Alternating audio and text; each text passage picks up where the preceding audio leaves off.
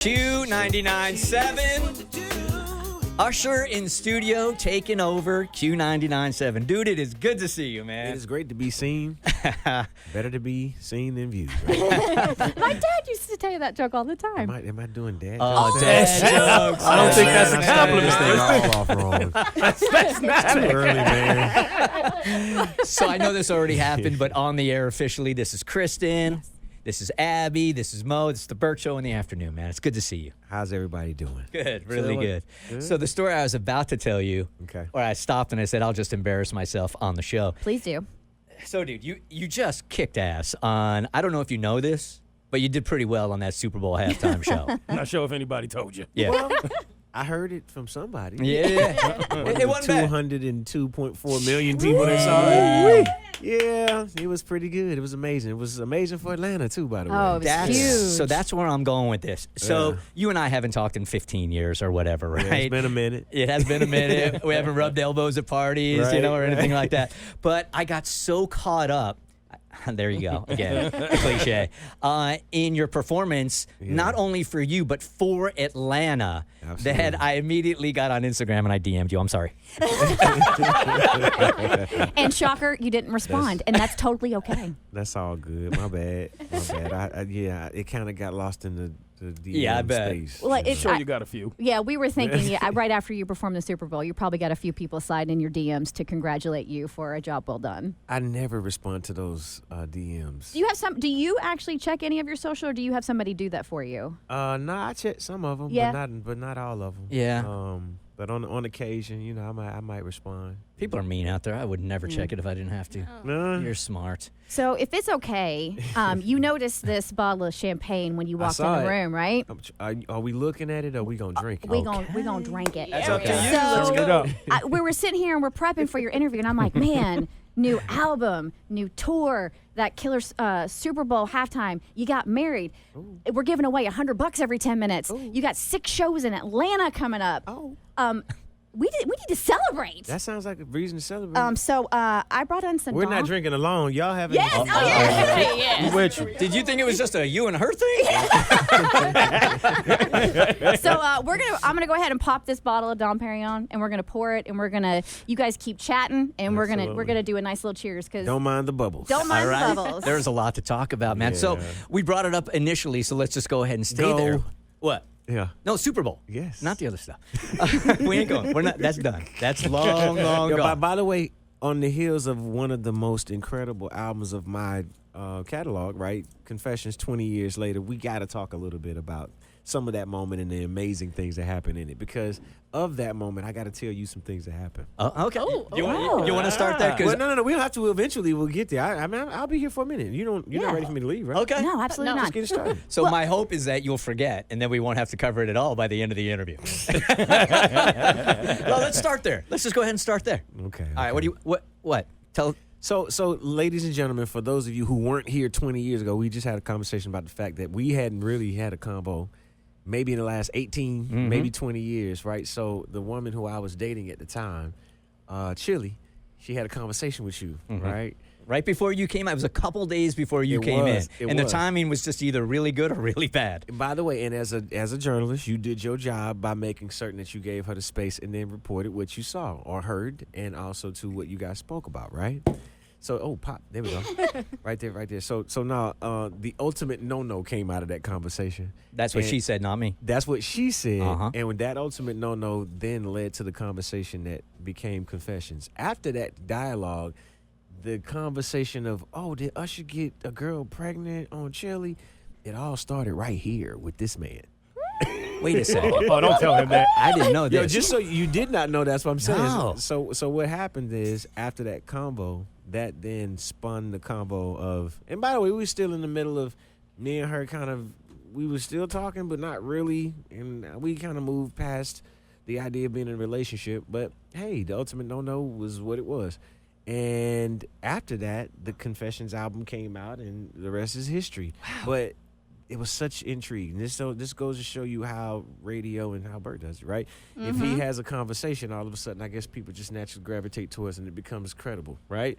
So that becomes Mr. Usher Raymond's getting girls pregnant And he's in relationships with celebrities. I get it. So what she had said was that the ultimate no-no. And we then, didn't even say she didn't say what the ultimate no-no was. I think we could all assume what it was, though, right? Yeah. You know what happens when you assume? Mm-hmm. Ooh. You're ready for that drink, aren't you?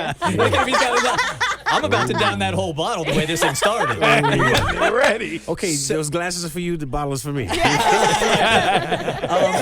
So when you came in here, you were pretty fired up that day. Yeah, I was hot. You were really, really hot. Yeah. And I hate bringing this back up because I told these guys I didn't want to even go back down this road. Well, we're celebrating it now because it became a success of almost 20 million albums sold. Great. Yes. Thank you. Sounds like it was the springboard to something really, really great. But you said, yeah, give me some of that. And tequila. You said something to the effect of this show is responsible for the breakup of you and Chili. Yeah. And that's when I said, wait a minute. Yeah. You know, you got to be responsible for your actions. And then we got into it. And, man, it's past us. Yeah. All right. Okay, how about putting the past in the past? Yeah. Yeah. We buried it a long time ago. Yeah. We did. Now we're going to put champagne on it. Yeah. There you go. Yes, sir. Yes, sir. I did not know that was sort of the springboard for the album and everything else. Well, yeah. Yeah. I mean, and among other things, conversation Sure. and beefs that were not really beefs. It was more like charcuterie or something like that. Wasn't really Charcuterie. So how much of the stuff, if you read it at all, or do you have people around you telling you about the rumors that are going on about you? Yeah. What's the percentage of that is actually true? I don't spend enough time reading or getting shouldn't. caught up with what perception is. Reality is the work that I put in, and part of this is the fact that I gave up my anonymity many years ago, so people are gonna have an opinion or have something to say. That's for them, and rather it's now social media that chooses to have everybody be a journalist and say what they feel, Right. and it be credible, or either having people who sit in your position to kind of narrate and give an understanding of where things are. I don't really focus on any of it. Everything that I offer as an artist is in the music and the creative that I offer. The rest of it is an opinion. We all human, and at some point, everybody has a human experience. Unfortunately, I have to have mine in front of the entire world. Right. But that doesn't then open up dialogue and communication between the world. What is personal is personal. What is, music and what is our personal connection is the music and entertainment. So, yeah. Do you feel like people have an entitlement because, especially for musicians, your art can be so personal? Yeah, to some extent, yes. I mean, and people feel like they know you because they're listening to your story, or at least chapters of your story, the things that you've experienced in your life, the things that you've either, felt that maybe other people can identify with, or maybe you helped them get through good times, or hard times, and you gave them good times. But it's that's our connection, But otherwise, I don't go down far enough to look in the comics section. If I choose to, it's like, all right, gotta go. Yeah, not for me. That's not where I'm at. For as much as this industry and music has given you in your life, has it also robbed you of the ability to be able to trust people? Yeah. It's a bit hard because with every conversation, I guess it initially starts with, I'm going to judge you for face value, but I don't know what you want from me. And maybe there's something that I may say that may be misinterpreted. So the less I say, the better. Also, too, this mantra that I think I picked up is the smartest man in the room is the one who's the most silent. So I listen, and I try to have convo, but for the most part, I'm like, all right, When did you learn that? At what age and at what stage in your career did you learn that lesson where you got like somebody severely burned you or they broke your trust and you're like, I'm going to have to start keeping stuff close to the vest? By the way, it's just life. Yeah. It's not one specific Gotcha. person. It's actually watching other people go through things and then probably experiencing it firsthand yourself. But not one experience or any other. I just, I have friendships and, the things that I have been able to offer in my music, again, doesn't open a conversation and dialogue with each and every person about everything that happens in my life. Makes sense. It's Q99.7. Usher taking over the station today. Yeah. Speaking of rumors and things that people put on you, I've always wanted to ask you this personally. I know they put this mantra on you of Mr. Steal Your Girl, and I feel like you embrace it, but you didn't ask for it. And see, exactly. So, What are you talking about? so my podcast, I had it going for you for about 3 weeks because I got a thing with my girl where you're the only guy who I've ever had to deal with hearing your name yelled in my ear by my girl, and I don't want to get into the details. I don't think it's necessary. Okay, wait, back up. Hold on. Nah. We can just move Overshare, past ladies it. and gentlemen. Hold on. She screams my name while you're at what? In your ear? Nah. It was your music. Real in here. It was just the music. To the point where I was going to take her to Vegas to see you, and she got so excited that I backed out of it. I was like, "See, you got too excited. You messed it up." But That's I, not fair. No, bro. it's not. That's dirty. See, he's different from me. I don't care who my lady is thinking about so long as I'm actually there. Okay, see, that's a whole different another time. That's a different kind of problem. But does that ever bother you that I know you didn't ask for that, and I know that I feel like that was kind of forced on you? That's actually not my handle. That's Trey Songz, Mr. Studio He Grill. says it, but I feel like they give you more pressure for it. Yeah. No. I'm not. I'm not actually trying to steal anybody's girl. And to be honest, when coming to my show, it's an experience, and that's what I wanted. I wanted people to come to Las Vegas, or either if you've ever been to a show of mine, I have. I sing, to the women. Of course, there's more women there sometimes than there are guys. You know what I'm saying? Sometimes or every time? Every time. He knows his audience. There's nothing wrong with that. But you're playing to an audience that wants to have an experience. That's fun. And that was an intimate experience in Las Vegas. I actually received more requests for women to notice them than guys being mad because they thought maybe it was something. But nah, Will the tour be that way? it could be. Yeah. Is that a personal request? Sure sound like it. Nah, but Maybe. every time I do those types of shows, I wanted to have something that was a bit of the classic R&B kind of experience where you literally serenade a woman. You know what I'm saying? You kind of sing to her, you cater to her, feed her some strawberries and A little champagne. yeah, maybe a little dog. champagne and really put her on the spot and But it's more for fun. Yeah. Never. I don't think I went home with anybody. So, but People came for a show. You gave them a show. they came for a show and they left with who they came with. Q99.7, Usher taking over today. So on the flip side, I mean, I know Mo's girl is all about you, but Don't bring her up. but does that put pressure on your relationships with so many women across the world having a thing for Usher? What I do is for the sake of entertainment, and that is it. Does it put pressure on the relationship?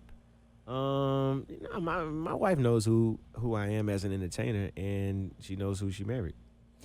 Let's talk about that for a second. If you're comfortable. Yeah. So it's Super Bowl halftime. It's like the night of your life. Yeah. I like to space out my core memories. You like to get them all done in one night. I'm kind of like an all-in guy. Yeah, you are. So you get done with this performance. The adrenaline, I'm sure, is just coursing through your veins. And then you get married that night? Who doesn't want to be married and officiated by Elvis Presley? Right. Let's be real here now. Me. Right. But I'm curious, was that a spontaneous, like, in the moment, it can only get better with one more thing, as if we get married, or was that pre-planned? Nah, it was a little bit of both. Yeah? I had been engaged for 2 years prior. So it was a great opportunity for us to be able to celebrate. We had talked about it 2 years before, and we're trying to find the right time to make certain that everybody was there. And we got our certificate a few days before. Actually, 2 nights before. And we're like, okay, well, maybe we'll do it the week of. We just kind of thought, you know what, let's do it right now. This is the greatest moment. Let's do it right now. So we just decided to go ahead and get it done. Our kids were there, family members were there. Not everybody. I'm gonna have a full ceremony, but it's probably a cost-effective way to do this thing. You really worried about that, huh? But Elvis was really the end all. Be like, no, we got it. You don't want to hold Elvis up, right? How does one of the most romantic men in the world, or at least impression-wise, it's got to be a lot of pressure in that proposal. So how romantic was the proposal? What did you do? The proposal? The proposal was very personal. It was between me and her, and we happened to be at a family member's home, and it was an impromptu thing that I'd been kind of. I wasn't the guy who was taking the photo with the ring, the entire month before behind her back, behind her back in her hand. I wasn't that dude, Right. But I definitely had it long enough to analyze when the perfect moment would be, and our kids were there. Yeah. I don't even need to tell you guys if you just tuned in that you know that voice. That's Usher on Q99.7. I want to go even further back. So I have a friend who they actually moved different states to help their son with his football career. He's only a sophomore in high school. Family uproots themselves to help him pursue his passion. Right. And I know your family did that for you when you were younger. They saw the talent and they were like, we're moving to Atlanta where there's opportunity. Yep. And I was, obviously that's a huge sacrifice. Do you think you would still be sitting here with all those accolades and where you are now had your family not made that sacrifice? Were you destined? I think there was opportunity that was greater for our entire family in Atlanta. It wasn't just for my career. My career also, too, could stand to benefit from being closer to a major city. Chattanooga, Tennessee is where I'm originally from, but Atlanta is home for me. My mother was married at the time. She was married to a man who was a truck driver, and his business, primarily was located in Atlanta. So it was a more accommodating thing for him that led to something great for me. Yeah. And I do feel like do you think that your career would have been different? Yeah. No, I think I would have been just as much in pursuit, and I would have found a way. Because I was in a major city, it made it easier. But I think I was so heavily pursuing upon a career, and once I recognized what I wanted to do, I happened to be 11 or 12 years old when I recognized, wait a minute, I'm not going to be an athlete. I'm okay in school, but not a scholar in that way. I'll get a doctorate for another reason. But I wanted to. You can catch that joke, right? So the idea of finding focus and finding a purpose at a younger age was like, okay, I'm committed to this, and I wasn't going to stop until I figured out how to do it successfully. Yeah, because I feel like your destiny will find you no matter which route you take. So no matter which route you would have taken, we still would have you in this chair having just performed the Super Bowl halftime show. Beautiful thing how destiny and affirmation works, right? Among, your ideas and your hopes, your dreams, there are other things that then happen that are incredible, that then make up a career. But so long as you have an idea of where you want to go, you can get there. You just have to stay committed to that concept and idea. It probably would have led me here, or maybe you wouldn't have been here. Maybe we would have been somewhere else. I know, right? If it were not intended for us to have this moment, we wouldn't have it. I know. He can't help but be sexy. He can't even help it. So now here you are, like 35 years or whatever from the beginning. Do you ever take any time at all to reflect on the impact that you've had, not only in Atlanta, but the impact that you've had in the industry also? Are you waiting for like retirement for all that? Or do you allow yourself to embrace it? Of course. I have to remind myself daily. I think I have reached an age where I now am okay with accepting the work that I have done. Most of my life has been built in getting to the next job, getting to the next focus, getting to the next thing to really zero in on. Does that sound familiar? Yeah. But I now have reached a place where I'm actually okay with celebrating some of the things that I've done. They're pretty miraculous. It's just, looking at this, trophy that I have in my house that isn't even a Grammy. It's not an Oscar, but it's an NBA team that won the Cleveland Cavaliers. And I'm like, oh, that's pretty major that I did that in this lifetime. Or, winning these Grammys. That's pretty good. We're selling 1.1 million units after the Bert conversation with Chili.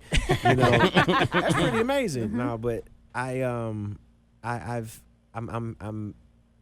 happy that people recognize what I've done. That has been really all about my passion. I'm proud of what I've done, but it's not all that I'm going to do. I want to do more. I want to offer more. I hope that this is an example, of what can happen if you choose to believe in your dream, and, rather it's in this field or others, it's about being committed and dedicated, and sticking to that until something happens.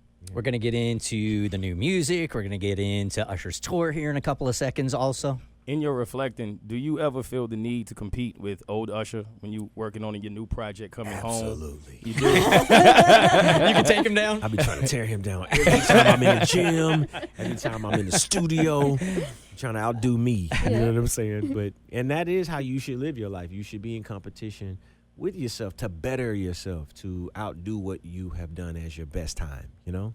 Whether you're an athlete or you're an artist, right? It's like, okay, I really want to continue to be as committed as I was at this moment. And now you got 1,000,001 other things. You got kids, you got a job, you got, other passions, things, and you're trying to figure out how to manage to make your days work. And there's only 24 hours in it. You know what I'm saying? Yeah. But, I stay in competition with myself. Not one specific thing. Like, oh, I sold this amount of albums, so I have to. No. It's more about, hey, I had a certain focus. I had a certain passion. I had a certain commitment. So I have to move things around. Sometimes I have to, beg of my family. Give me enough space to be able to focus on this. I'll be back, but I really got to focus on this. That's important to surround yourself with the people that can really help you flourish. That's true. And I'm happy to have kids and a wife that understand that, because sometimes, I might miss incredible moments, but it's like I'm really dedicated to this thing, and I need to finish it. When I finish it, I'll be right. You can do it with me, but I have to stay committed to this. Now, Is that why there were I want to use the word so many more years between albums on this one than there were in the past, because you were focusing on other things in your life that you felt more important? A little bit of it. On the other half, is just that I just wasn't ready to let it go. I think I overanalyzed everything, analysis paralysis, and then just began to collect a ton of things. And from that said, all right, well, how am I now going to, begin to distribute some of these things that I've been collecting? By the way, went into a pandemic. Yeah, So that actually was a created buzzkill, about wasn't it? Another year and a half, But Let's do this. WWQ Atlanta. I don't know what that I was was. starting to malfunction in my brain. I was like, do you guys hear that, or is that just me? we just hit the top of the hour. Your tour is called Past, Present, Future. Yeah. So I was curious. Go back in time to your 15-year-old self. Yeah. What would you like to tell 15-year-old Usher? And then travel to the future to 75-year-old Usher. What would you like to ask him? That dude barely can get out of bed. His knees are all jacked up. Right? Them skates might not hit the same. I want to see you on those skates at 75. At 15, I would definitely say, do a little less, maybe take it easy on me. Yeah. A 70-year-old, I would definitely say, man, remember that whole day you talked about being motivated? You can kick into gear right now. But oddly enough, past, present, future, I'm going to experiment with some of those things creatively. But the way I look at my career is that I've been in this long enough to now recognize that I have a past.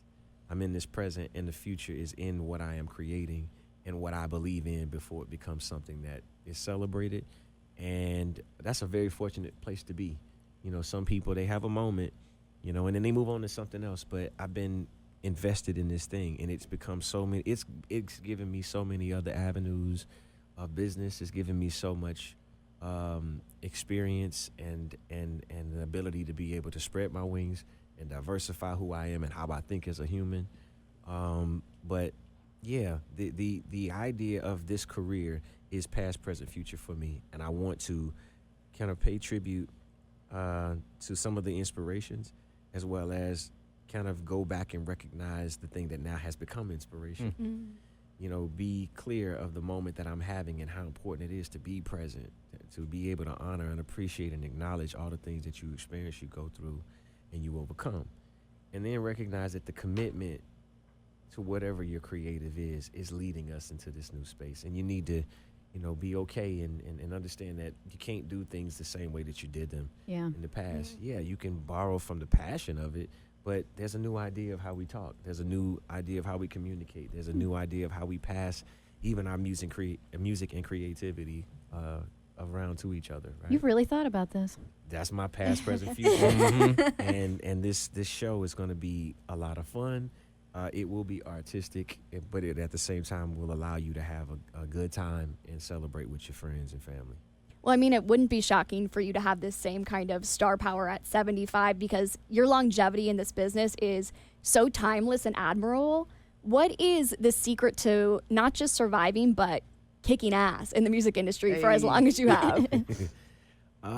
Surrounding yourself around creative and healthy people, and recognizing the things that don't necessarily serve your greater objective in life.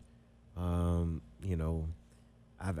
managed to not look down upon the harder moments that I've had.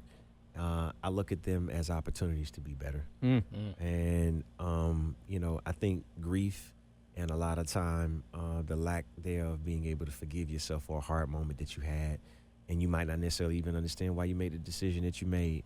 But if you live in that, then you're never going to get to the resolve. You're never going to get to a better place where you then either learn and also to a lesson for something or someone else.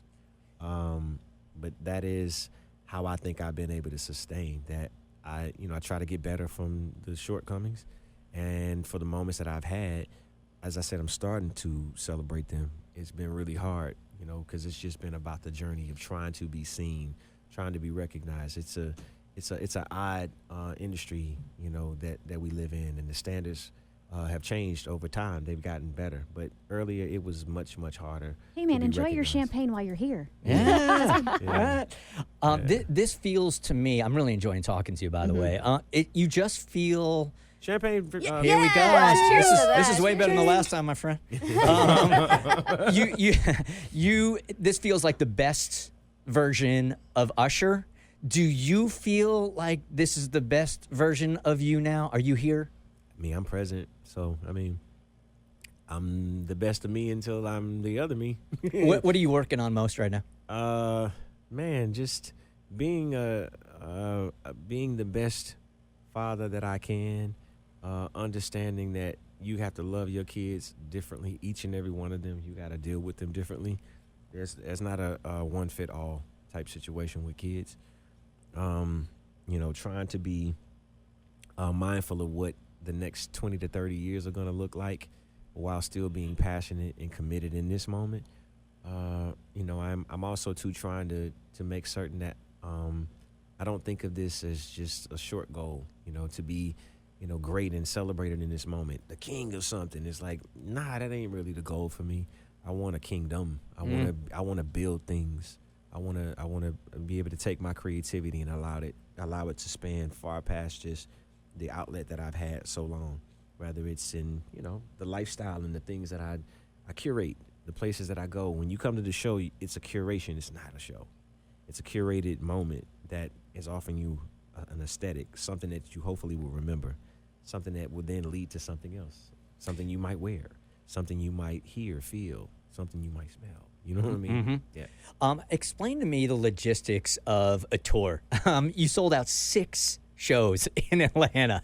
So I was telling these guys, for a guy that's sort of been in the music industry for so long. They love me. Yeah, they do, dude. Yeah, they certainly do. But You and Atlanta have a beautiful love story. You really do. How does that even work, though? Like, do they block off an entire week hoping that they're going to fill it? Or do they block off one day, and then when it sells out, they come to you and they're like, Usher, we can do another one. And they do that 6 times? Yeah, well, it started off with 3.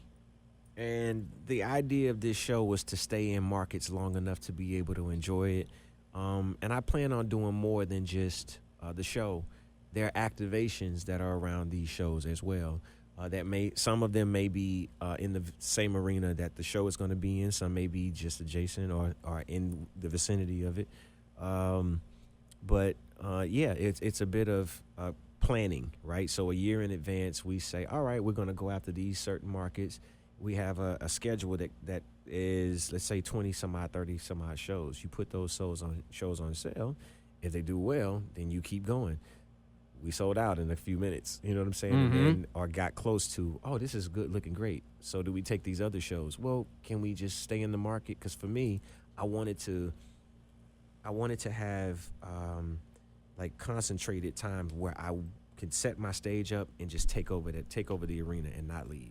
I want you to feel that energy of what my experience is. So if I'm at Barclay for 5 shows. If I'm, at, in London, we did 10 shows. We sold out 10. Dang. So it's like that to me was the next level of my experience as an artist. I could have went everywhere, did one show everywhere, but I really wanted to curate something. How do you replenish yourself doing that many shows in a row like that?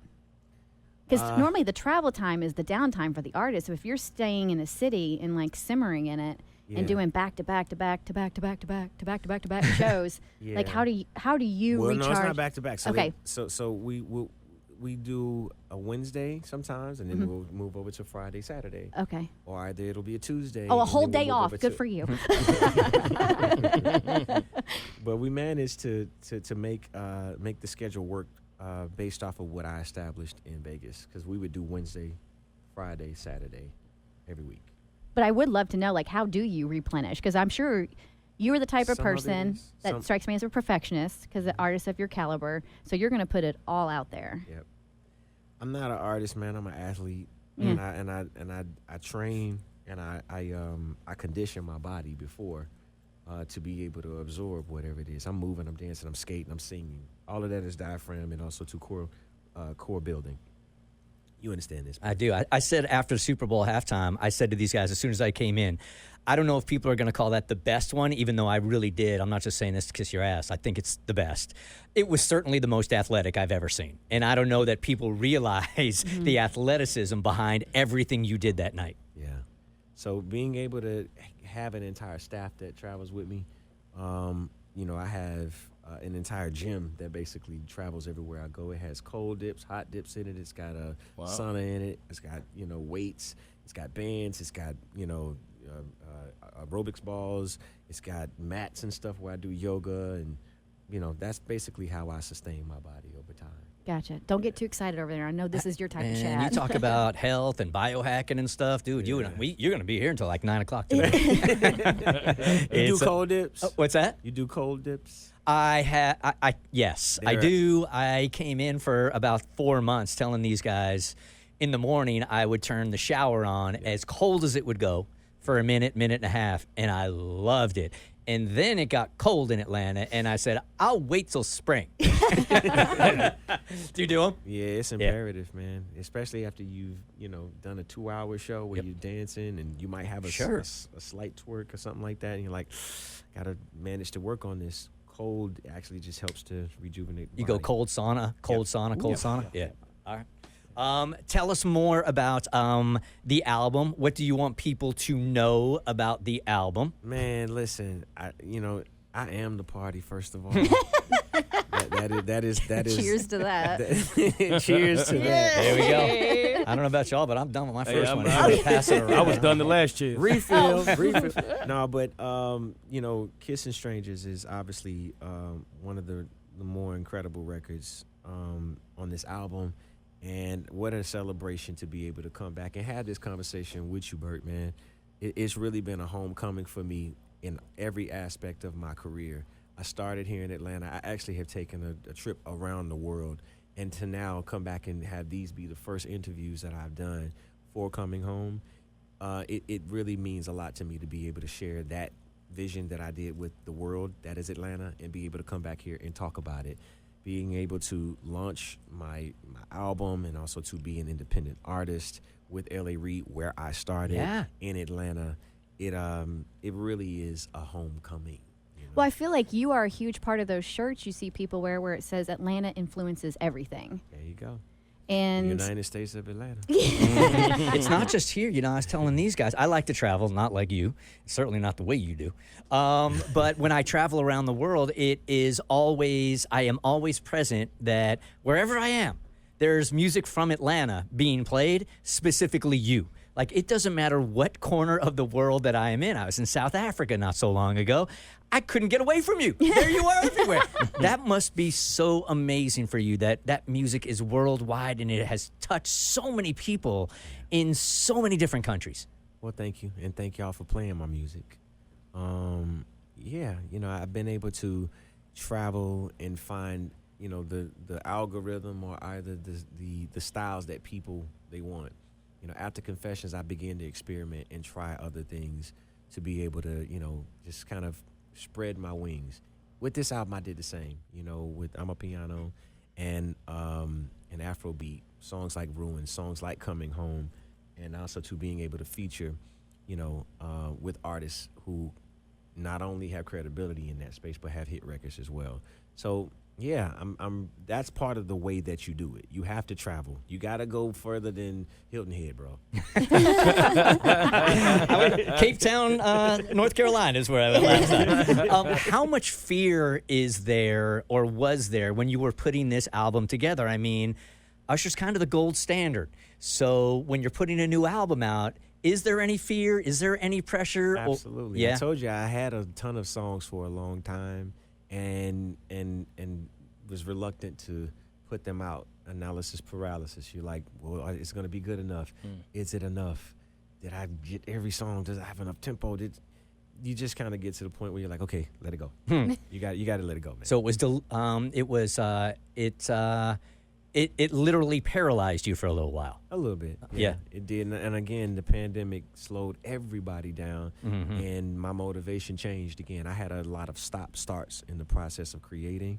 So when I finally got to the other side of it, I collected, a healthy amount of music that would then give me an opportunity to tell a full story. So when you're listening to it and then you begin to understand, oh, wait a minute, I'm not just listening to one moment of his life. I'm listening to a journey that I might be able to identify with because I've gone through it as well as a woman or a man, right? And that transformation that happened over the series of the 4 years that I went through making this album, I was, checking in at different points. With Went from a single man all the way up to a married man on this album. With the fact that you've been crushing shows for so long, did you have some of those same jitters for the Super Bowl, or did it feel like business as usual? It felt like Vegas as usual. But business as usual, there's nothing like the 12 minutes that turned into 15 minutes for me.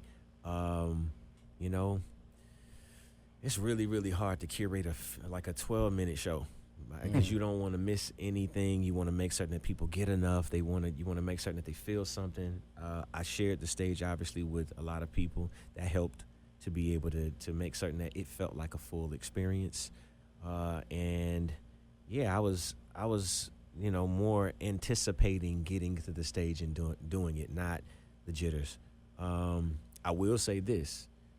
Let me see, about 2 hours prior to hitting the stage, my back locked up. Oh, come on. Yeah, it was crazy, right? So early that morning, me and Will, we went back to, it's funny because I'm shooting a documentary and I did not allow my cameras to be there because I just kind of woke up and was like, you know what, I got this idea. Will, meet me at the rehearsal space.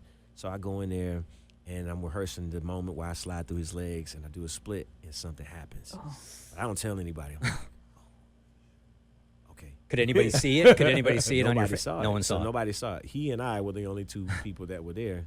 But I didn't tell him either. I'm like, okay, cool, fine. So we go to rehearsals. We go through the full thing. This is the first time, by the way, that I'm on, because they wouldn't allow you to actually be on the grass prior. So I'm like, okay, I hope that I don't slip because now my shoes, do they work with me? I mean, I'm not dancing in cleats, you know what I'm saying? So I had to do that. So I'm like, my back is getting a little tight. So right before we get ready to hit the stage, I literally have to call my trainer to come in. He does not have credentials. So now you got people scrambling all around to try to get this guy in to help open my back for the show. Man, I was like literally like, oh my. Have you ever had your back lock up? Not really, no. Okay, cool. You don't have that. No, I'm young, man. my age, you don't got to worry about those things, dude. Pain that, would Yeah, have that- definitely killed the whole performance. But, man, thank God for Mike Mencia. He works for two guys. He works for me and LeBron James. And Humble flex. Who? Yeah, right? He's not so humble. Look, my dude, I could keep you in here forever. I I got one more question. Look, you can do whatever you want. I just let you know that there's a dude behind you. Tell him wrap it up. Oh, I couldn't see it, so it doesn't count. All right, so you were out there performing. How long after the Super Bowl halftime show aired did you actually sit down and watch yourself perform? Man, I got married, so I didn't really stop to look Yeah, at it. we found out about that the next day. So when did you actually finally It wasn't until the next day Yeah? that I got a chance to take a real look at it and like enjoy it. There were moments because there was this Alicia Keys and Usher moment that happened. So I was like, wait a minute, we rehearse this the same way every time. Obviously, the world is obviously making something more than what it was. But I had to look at that, and we spoke, and I was like, okay, we cool. She's like, yeah, no, we cool. Spoke to Swiss, was cool.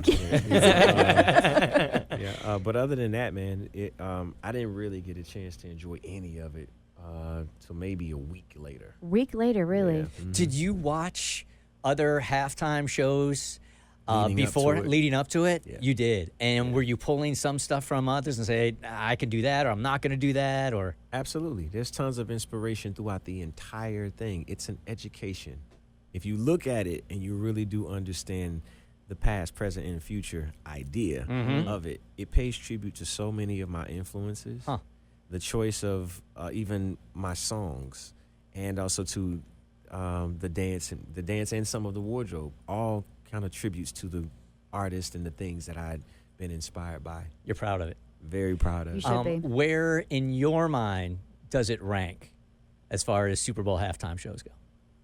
It's the greatest ever show that I've ever performed in my mind. Good answer. I can't say in comparison to somebody else's, but I'm gonna tell you, for me, it was one of the highlights of my life, and I really enjoyed it.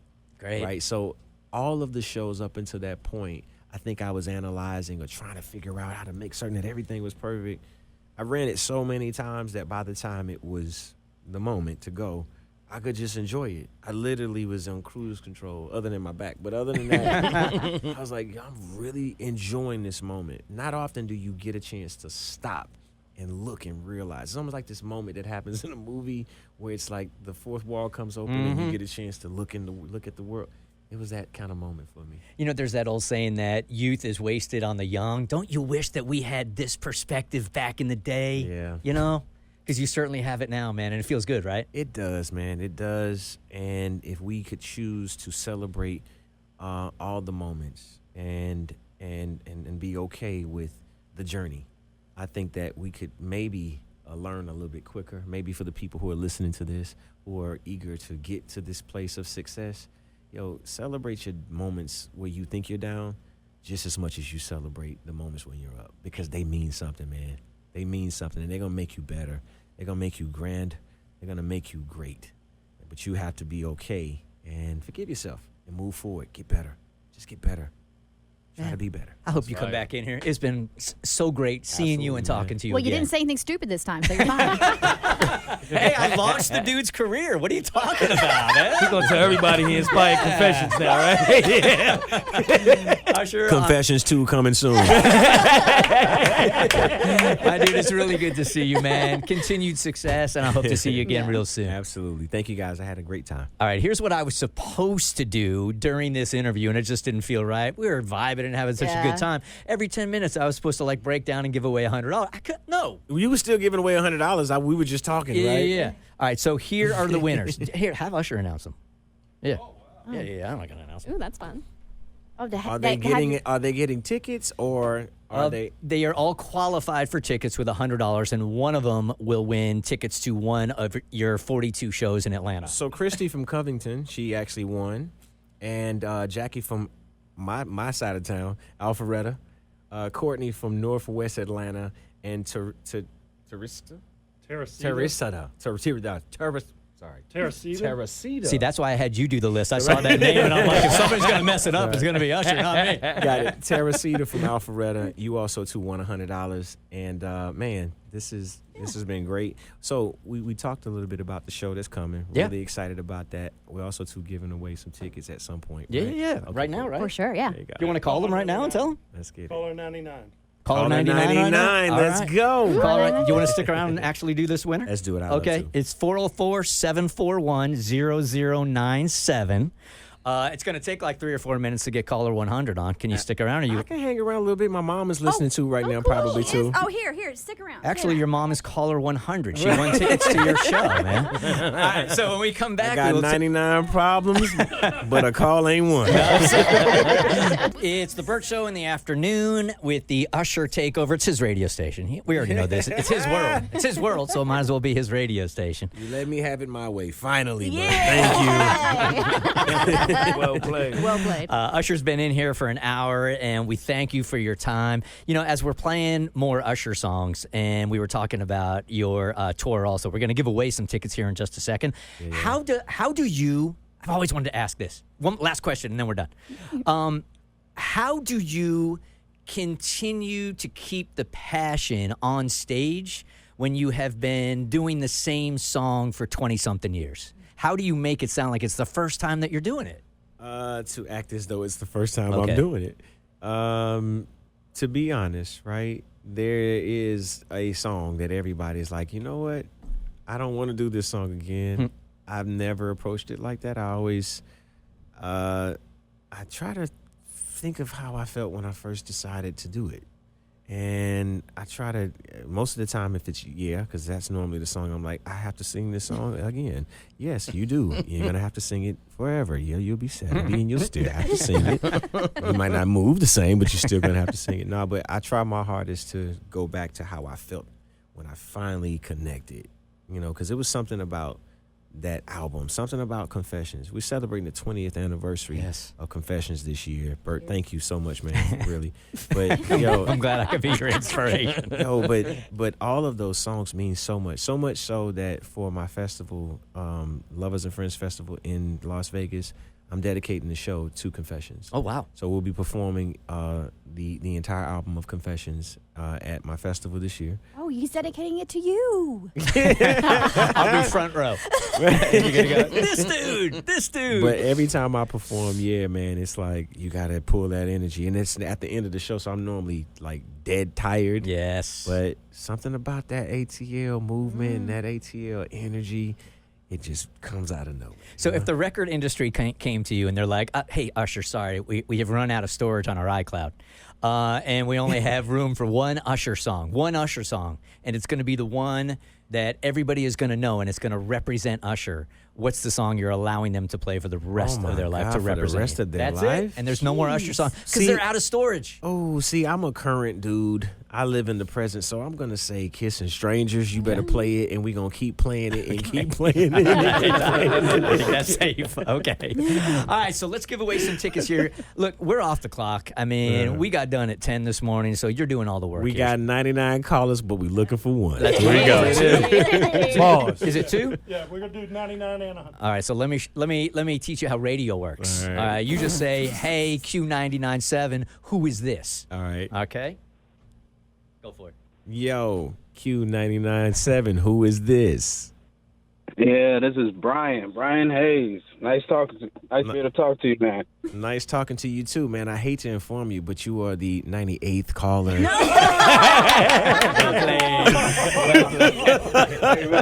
I'm joking. What's up, buddy? How you doing, man? What's going on, man? What's going on? I'm excited, man. I'm excited. Absolutely, man. Really happy that you got a chance to call in, man. Thank you for hanging in there. How many times did you call back? Oh, man, I was calling at least like 10 times back to back, man. Well, I kept getting a dial tone. We've had callers up that are so young that they don't even know what a dial tone is, I swear, Usher. They're like, I keep calling, there's something wrong with your radio station. Oh, man. Nah, I already knew. I've been here before, man. I already know it. I'm at work. I had to leave work and go outside to the car to talk to you, man. Appreciate it, champ. Your secret stay with us. We won't narc on you at work. All right, you got tickets to Usher show. Hold on 1 second, and we'll get some more info from you. And we got one more to do. I'm so excited right now, y'all. I could cry. There you go. Well, I can cry right you're now. really going to I'm cry. so hyped. You're really going to cry because... Okay, you got it. I couldn't do it. You cannot play with my emotions. I couldn't do it to you. Emotions. You cannot play with my emotions like this. What's What's your name, love? Victoria. Oh, my gosh, y'all. I am talking to Usher in the Bert Show right now. Victoria, you going to the Usher show. You going to past, present, future, love. When I tell you, man, Oh my gosh, my husband's gonna be so hyped because he might just be as big a fan as I am. Hey, Oh my gosh. that's what's up. You know man. your voice changes when you talk to women, right? It's very different than it was the dude a couple of minutes ago. Yeah, It does. yeah, it does. Oh It man. does. You're talking real sultry. Oh, you want me to change it? Okay. No. Oh no, you keep don't. going. Okay. Cool. I mean, keep it. We can keep talking. I mean, how often am I gonna talk to Usher? Hey, congratulations! You got tickets to the show. All right. Y'all, I am so hyped. I literally am sitting on the side of the road right now. I am so hyped. I love it. I love it. Well, thank you for listening to Q99.7. Thanks for hanging out with us with Usher today, and you got tickets to the show, and he will see you there. Okay. Holy crap balls! I don't know if I'm on the radio or not right now, but holy SHIT. We had to spell it. If you spell it, I think if you spell it, it's Did she say legal. this? No, it's not. Either way, It's not. we can spell. Holy forked balls. That's a new one. Yeah, it is new. Iced tea. We're in the South. Look, we're in Georgia. Sugar honey iced tea. There you There you go. go. There you go. Usher, what a great time hanging out with you, man. So much fun. I really hope we can do it again. Next Hey, time when man. you're like 70 years old, I'll be like 85. We come in here, my dentures all falling out. Well, that's just, I'll have a grill. It's good seeing you, Usher. All right, dog. All right, it's Q99.7. Real, funny. The Bert Show.